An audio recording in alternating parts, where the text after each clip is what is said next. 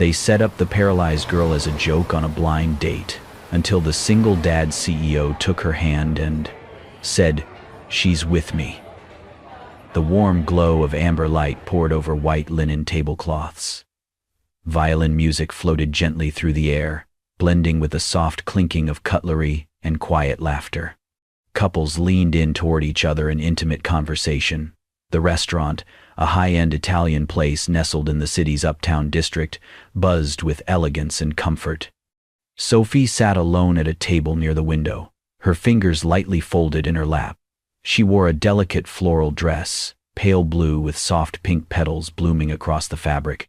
Her blonde hair was tucked gently behind her ears, makeup subtle but carefully done. She sat upright in her electric wheelchair, posture perfect, shoulders slightly tense. Her hazel eyes darted occasionally toward the entrance, then down at the table. This was supposed to be a blind date arranged by her aunt. A birthday surprise, she had said with a wink. "It's time you stop hiding and let someone see you," she'd added, shoving the dress into Sophie's hands that morning. "I know people," her aunt had said. "Good ones, just smile." Sophie had smiled, mostly for herself.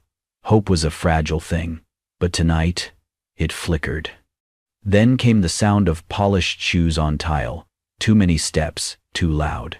A group of young men in designer jackets and casual smirks approached her table. One with slicked back hair pulled out the chair across from her and sat down without asking. The others flanked him, standing casually, like an audience waiting for a performance. "Are you Sophie?" the one sitting asked, with mock enthusiasm. "Wow, you're even prettier than the pictures." She blinked, unsure, then nodded. "Yes, I'm Sophie." "Oh, good," another chimed in, waving toward the bar. "We were worried you wouldn't show." Before she could respond, a server approached with a small birthday cake, strawberries, and cream, a single candle flickering at the center. "Compliments of your date," the server said, confused but obedient. The young men clapped and cheered exaggeratedly. "Happy birthday, Sophie," one of them shouted, "to the most special girl we've ever met." Then it happened. One of them leaned forward and with 2 fingers scooped a chunk of the whipped cream from the top of the cake and smeared it across her cheek. Another followed, dabbing a spot onto her forehead. Laughter erupted around her. The cake slipped, tipping into her lap, frosting and crumbs scattering across the fabric of her dress. Phones were out, recording, snapping. Someone sang "Happy Birthday" in a high-pitched, mocking tone. The others joined in. One of the boys called out, "A cripple looking for love, now that's comedy gold." Their laughter exploded, high and cruel. Sophie sat frozen. The cream stuck to her skin, the cake now a mess on her knees. Her hands trembled on the arms of her wheelchair. She looked from face to face, searching for someone, anyone, who wasn't laughing. No one came. At nearby tables, diners had turned to look. A few whispered. Some lowered their gazes. No one moved. No one intervened. Her face turned red, a burning mix of humiliation and shock. Tears welled in her eyes, then spilled silently, falling onto the cake that was supposed to be hers. She lowered her head, her hands tightened on the armrests of her chair, knuckles white. Then came a child's voice, clear and piercing in the sudden quiet that followed the cruel song. "Daddy, why is that lady crying while everyone's laughing?" The group paused. Their laughter faltered. At a table not far from Sophie's, a little girl with chestnut curls and wide eyes sat, fork in hand, untouched spaghetti before her. She looked directly at Sophie, concern clouding her innocent face. Her father turned to look. Daniel. He was in his early 30s, dressed in a sharp but simple blazer, open-collared shirt. He had the calm presence of someone who had seen both wealth and loss. His gaze followed his daughter's, and when his eyes landed on Sophie, on her tear-streaked face, her frosting-stained dress, her trembling form, his expression shifted. He stood without a word. The room held its breath. The young men stiffened as he approached, suddenly unsure. Daniel walked past them without so much as a glance, straight to Sophie's side. Without asking, he pulled out the chair beside her, sat down, and gently reached for her hand. She looked up, startled. His voice was steady, low, and unshakable. "She's with me." Dead silence. The young men blinked, confused. Then, slowly, realization and fear settled in as they noticed the way people looked at Daniel. Recognition, respect, power. One of them muttered something under his breath. The others backed away, embarrassed and uneasy. Within seconds, they dispersed. Daniel didn't look at them. He kept holding Sophie's hand. His thumb brushed gently across her knuckles, just enough to let her know she was no longer alone. And for the first time that night, Sophie looked around and saw stillness. No laughter, no whispers, only silence, and a hand holding hers. Daniel had not planned to stand up that night. He had told himself this dinner was for Mia, for the memory of someone they both loved but rarely spoke of. He came to this restaurant every year on this date, without fail. Not because he needed to remember, he never forgot, but because it was the last place his wife had smiled before fate stole her from him. 3 years ago, a drunk driver ran a red light and changed everything. The crash shattered more than bones. It broke promises. It broke a man who had thought he was strong. Daniel Hart, CEO of one of the fastest-growing tech companies in the state, had once been known for his charisma, his charm, his confidence. Now, those things were armor. What remained underneath was a quiet man with a haunted look in his eyes, and a daughter who asked too many questions he still could not answer. Was Mommy pretty like me? Did she laugh like that? Why don't you talk about her? He never knew what to say. How do you explain to a child that some grief never lessens, it only hides? Mia was the only reason he had not collapsed entirely. She had pulled him out of bed when the world made no sense. She had handed him crayon drawings and warm hugs like lifelines. She was, and would always be, his reason. Tonight, she had seen something he had not. A girl crying while others laughed. A girl with frosting on her cheeks and pain in her eyes. And when Daniel had looked into that girl's face, something inside him stirred. Sophie. He did not know her name then, but her expression, wounded, burning with shame, yet somehow still dignified, was painfully familiar. That mixture of raw humiliation and pride clinging desperately to composure. It was the same expression his wife had the day the doctors told her she would not survive the internal bleeding. He saw the same fire in Sophie's eyes. But where Daniel had once been surrounded by support, Sophie looked abandoned, alone. He had recognized the silence around her, not just in the room, but in her life. The kind of silence that comes from being left behind too many times.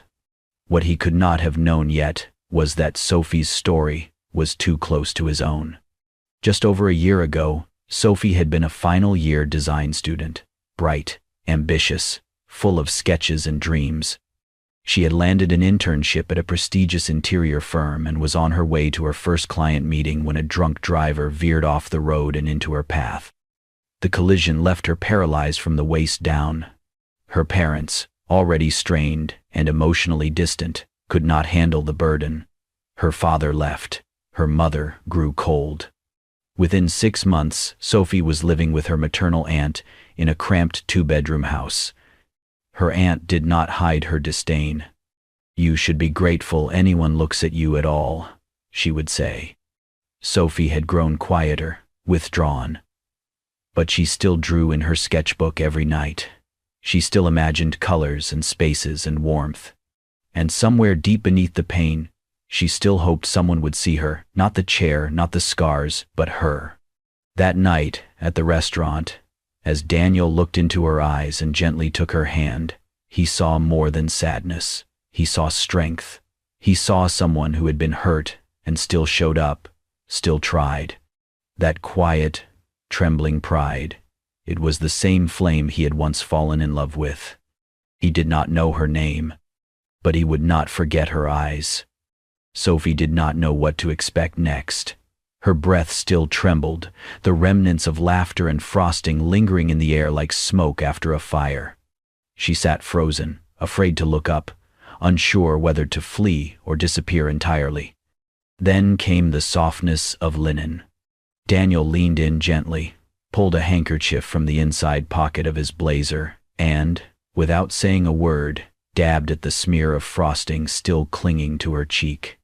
He moved slowly, his touch cautious, like one might approach a wild bird, careful not to startle or overstep. Sophie flinched slightly, her eyes wide. "I can do it," she said quickly, voice tight but not cold. He nodded, silently handing her the cloth. She took it with both hands. It was monogrammed, clean, soft. She pressed it to her face, wiping away the stickiness with deliberate care. Then, she moved to her hands, and finally began brushing the bits of crushed cake from her lap. Her fingers worked quickly, trying to erase the humiliation, as if the right number of wipes could make the last 15 minutes vanish.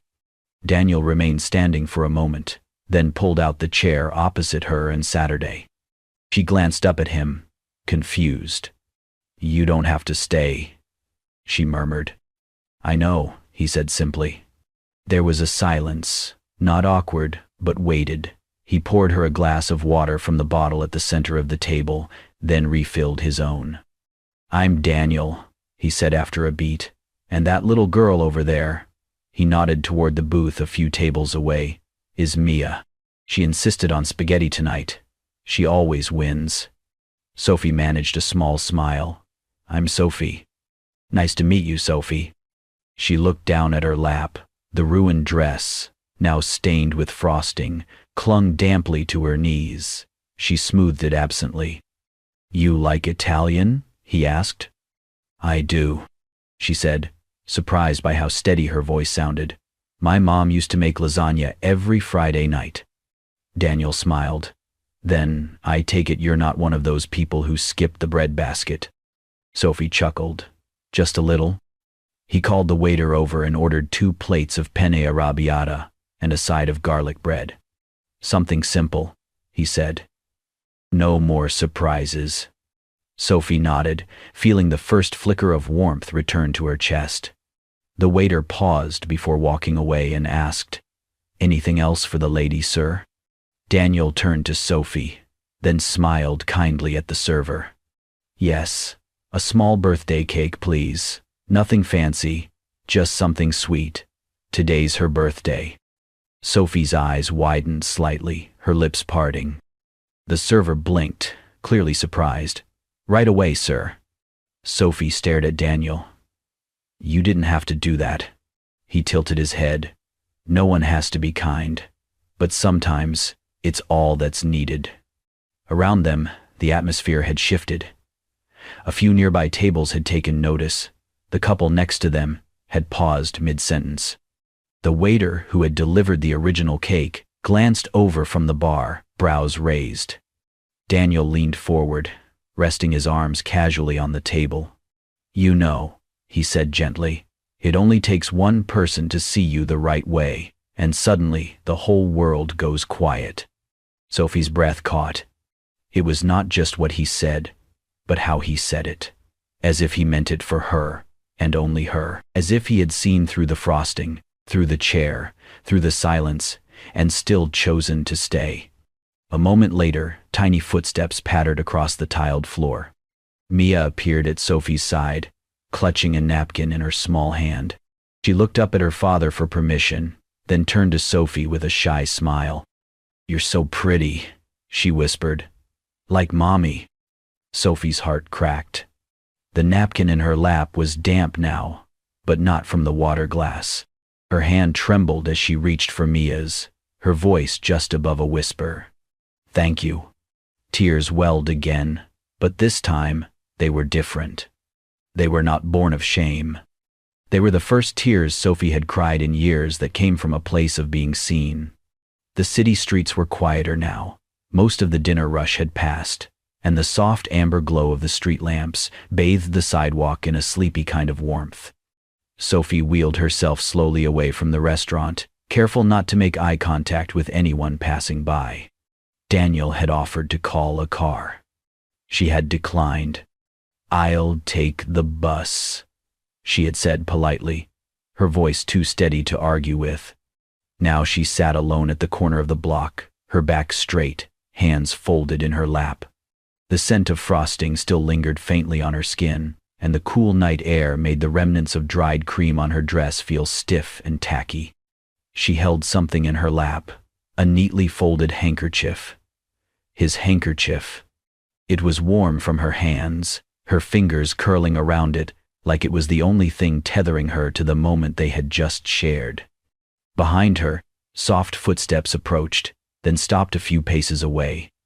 Daniel did not speak.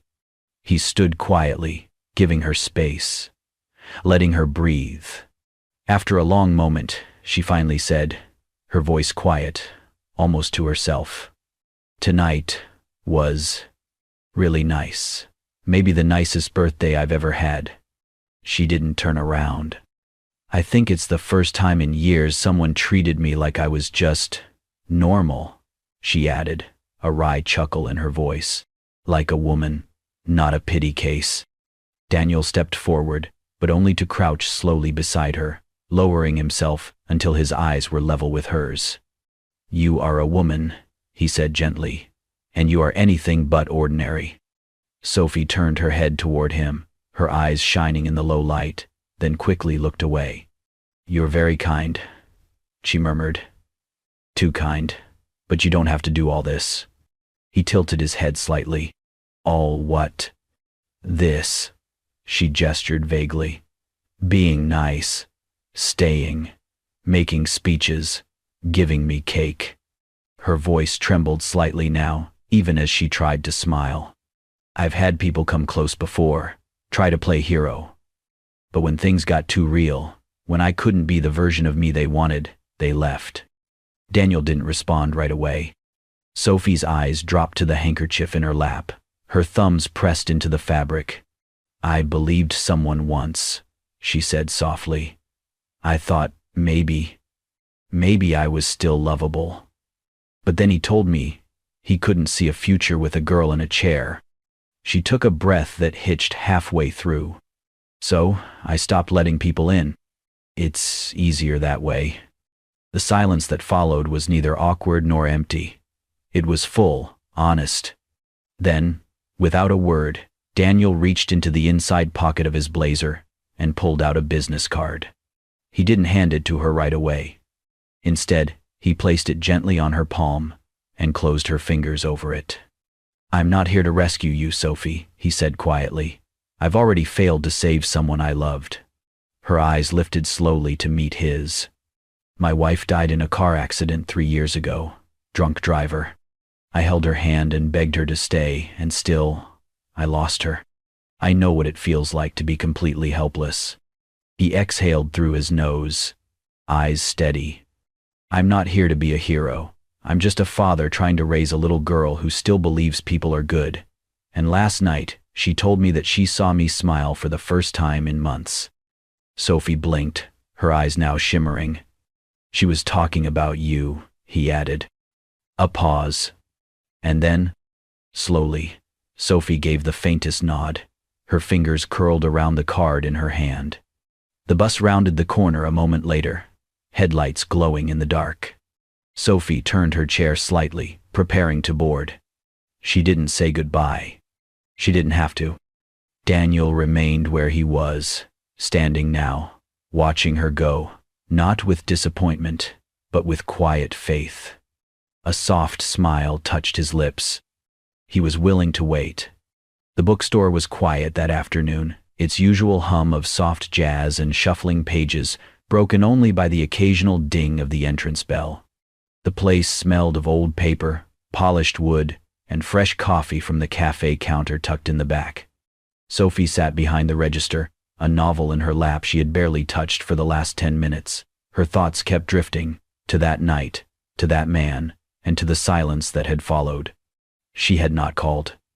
She still wasn't sure why. The memory of his hand, warm and steady around hers, came back with stubborn regularity. So did the sound of his daughter's voice, soft, sincere. "You're so pretty, like Mommy." The door chimed. Sophie looked up automatically, then froze. There, in a yellow sundress and pink sneakers, stood the little girl from the restaurant, Mia. She looked around for a second, then spotted Sophie and walked straight to the counter, her tiny fists clenched around something. Sophie blinked, stunned. "Mia?" The girl nodded, climbing onto the stool beside the register, like it was the most natural thing in the world. "Daddy's at the coffee shop next door," she said matter-of-factly. "I told him I wanted to find a book." Sophie opened her mouth, then closed it again. Mia extended her hands. Resting in her small palms was a silver wristwatch, simple, old-fashioned, its face scratched, the leather strap slightly worn. "I want you to have this," she said. Sophie hesitated. "Mia, I can't." "It was Mommy's," Mia interrupted. "Daddy gave it to her when they first met. She wore it every day." Sophie's breath caught. "The day, Mommy?" Mia's voice trailed off, but she recovered quickly. "The day she left, the watch stopped ticking. Daddy never fixed it." Her eyes searched Sophie's. "But he kept it, always, even though it made him sad." Sophie reached out slowly, her fingers brushing the worn leather band. Mia gently pressed it into her hand. "Now it's yours," she said, "because Daddy smiled again yesterday." The weight of the watch in Sophie's palm felt heavier than gold. She stared at it, unmoving, until her vision blurred. "I used to have one just like this," she whispered. "It was my favorite. I wore it the day I got hurt." Her voice broke. She did not finish the sentence. The watch's face gleamed faintly in the sunlight streaming through the window. Sophie turned it over, ran her thumb across the back. The initials were faint but still visible, E.H., engraved with care. Her chest tightened. Later that night, after closing, she went home and pulled out the folder she had buried deep in a drawer, the one with her hospital records, insurance denials, and unpaid invoices. She hadn't looked at it in months. She flipped through page after page until she found it. A stamped receipt from the rehabilitation center where she had been transferred 6 weeks after the accident. The words, "Anonymous donor payment received," were typed in the margin. Below it, barely legible, a thank you letter her mother had written on her behalf. Sophie's hands trembled as she unfolded the page. At the bottom, a signature. Bold, confident, slightly slanted to the right. Daniel Hart. The same handwriting. The same name printed on the business card still tucked inside her wallet. She stared at it for a long moment, her throat tight, heart pounding, her fingers closed slowly around the letter. He had helped her. Before he knew her. Before he held her hand. Before she ever saw the softness in his eyes or the strength in his silence. And he never once told her. A tear slipped down her cheek, followed by another. Not from sadness, but from the overwhelming ache of being seen. Long before she even knew she deserved it. The bell above the bookstore door clanged louder than usual, sharp and impatient. Sophie looked up from behind the counter, startled. Her heart dropped when she saw who it was. Aunt Clara stormed in, her perfume thick, her heels clacking angrily against the floorboards. Her expression was tight, her eyes scanning the quiet shop until they landed on Sophie like daggers. "There you are," she spat, her voice carrying across the small space. "Playing shopkeeper again, are you?" Several customers turned their heads. Sophie's pulse quickened. "Aunt Clara, please, not here." But the older woman had no intention of keeping her voice down. "I should have known you'd be hiding here, pretending to be busy," she snapped. "Tell me, how's that rich boyfriend of yours? What's his name again? The CEO? The one who took pity on you?" Sophie's face flushed. "Please, stop." Clara smirked, loud enough for everyone to hear. "Oh, don't act innocent. I heard about him. You can't even hold on to a man who looks at you out of charity. Did he finally realize you're nothing but dead weight?" A murmur rippled through the customers. A barista behind the counter froze mid-pour. Sophie tried to keep her composure. "You're making a scene. Please, leave." Clara crossed her arms. "A scene? You think I care? I've wasted years on you. I'm the one paying for your fancy electric chair. You'd still be crawling if it weren't for me. You owe me, Sophie. You owe me for everything." Sophie's lips trembled. "That's not fair." Clara stepped closer, lowering her face until their eyes met. "Fair?" she hissed. "Fair is me letting you live in my house instead of sending you to a care home. You should thank me every single day." Sophie's breath hitched. She wanted to speak, to defend herself, but the words stuck. She felt every eye in the room pressing down on her, pitying, uncomfortable, silent. Her fingers tightened on the counter. "Aunt Clara, please, go home." "Don't tell me what to do," Clara barked. "You've never done a thing for yourself.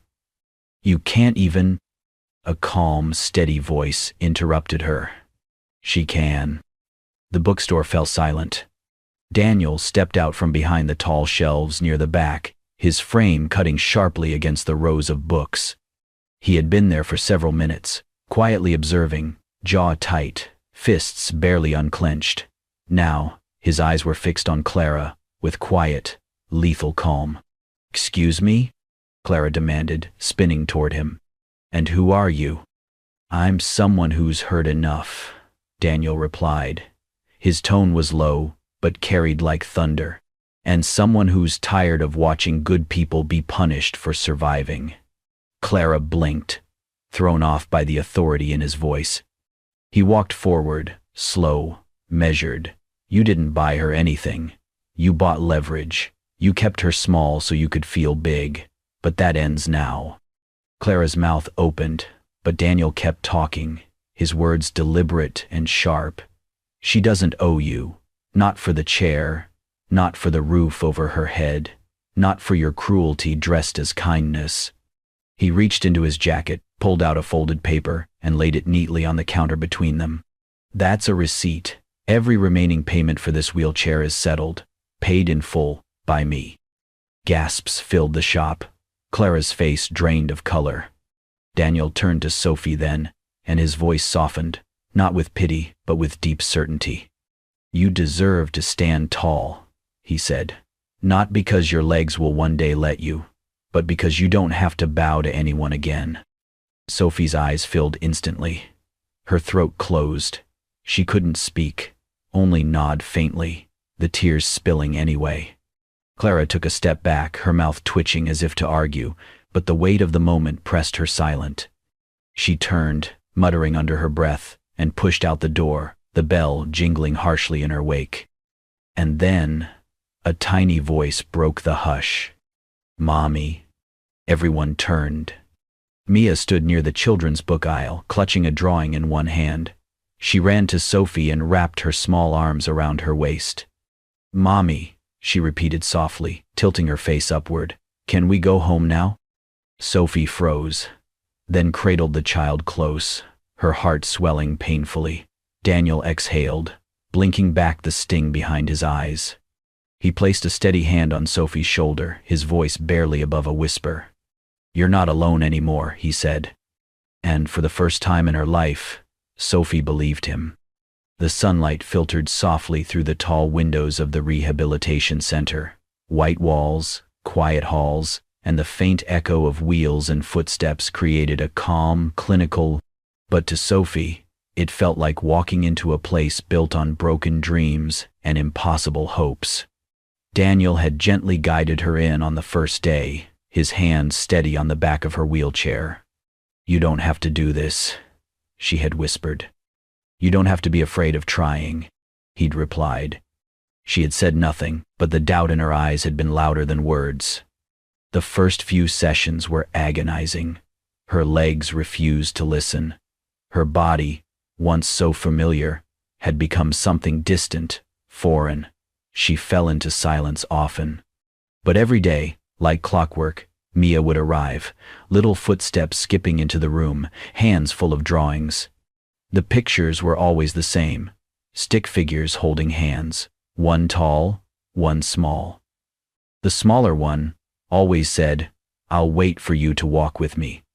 Sophie kept them all, taped them on the wall by her bed. Each note from Mia felt like a hand reaching into her fear and pulling her forward. One morning, the air was unusually still. Sophie was halfway through a balancing exercise with the physical therapist when she heard a thud behind her. Mia had tripped on the edge of the mat. She landed with a small cry, her drawing slipping from her fingers. "Mia!" Sophie shouted instinctively. The room spun. She didn't think. She reacted. Her hands gripped the support bars, her arms strained, muscles, long dormant, lit up with fire. And then she stood. Her knees wobbled. Every nerve screamed. But she stood. And slowly, trembling, dragging, but determined, she took one step. Then another. Toward Mia. Gasps echoed around her. A nurse clapped her hands over her mouth. The therapist froze mid-step. Mia's eyes widened, glistening with tears.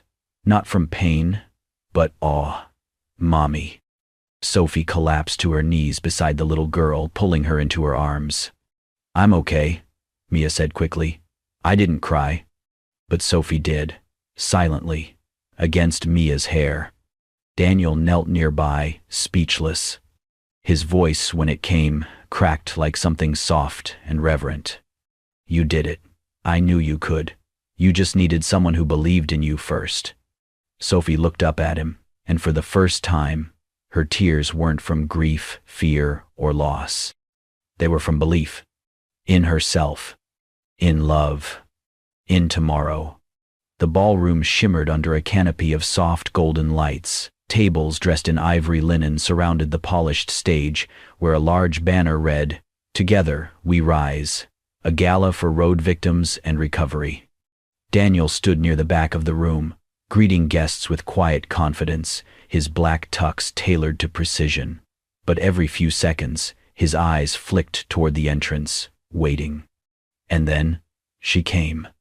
Gasps fluttered through the room as Sophie stepped in, slow but steady, one hand clasped in Mia's. Her white dress flowed around her like light itself. Her hair, loosely curled, shimmered under the chandelier. The crowd murmured, recognizing her. "That's the girl from the accident last year. She couldn't walk. And now, look at her." Mia beamed, her tiny steps in sync with Sophie's. The little girl tugged gently, leading her across the ballroom. Daniel's face softened the moment he saw them. His smile was no longer just one of love, but of pride, of awe. When the MC took the stage and called Sophie's name, she hesitated, but Mia didn't. The child ran forward, grabbed the microphone, and dragged it down to her height. Her voice echoed bright and bold. "This is my new mommy." The room fell silent for a heartbeat, then erupted in applause. Sophie brought her hands to her face, overwhelmed. She hadn't expected this. Not the lights, not the attention, and certainly not what came next.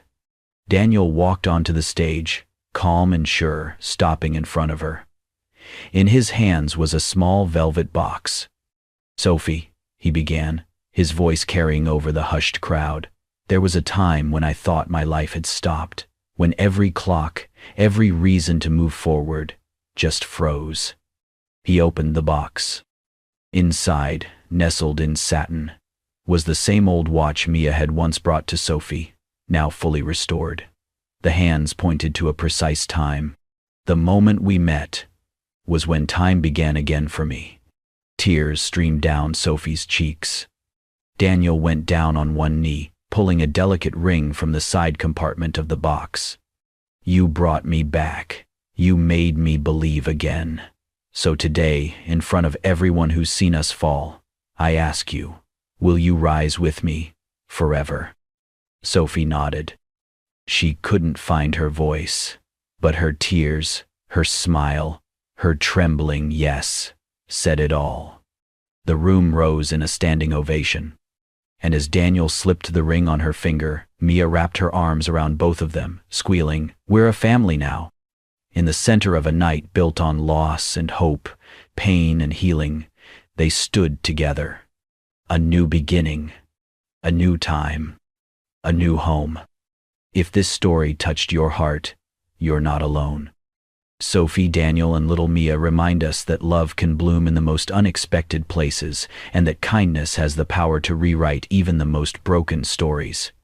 If you believe in second chances, healing, and the beauty of unlikely families, make sure to subscribe to Kindness and Love Tales for more heartfelt journeys just like this. Don't forget to like, comment your favorite moment, and share this video to spread love and hope, because sometimes one act of kindness is all it takes to change a life.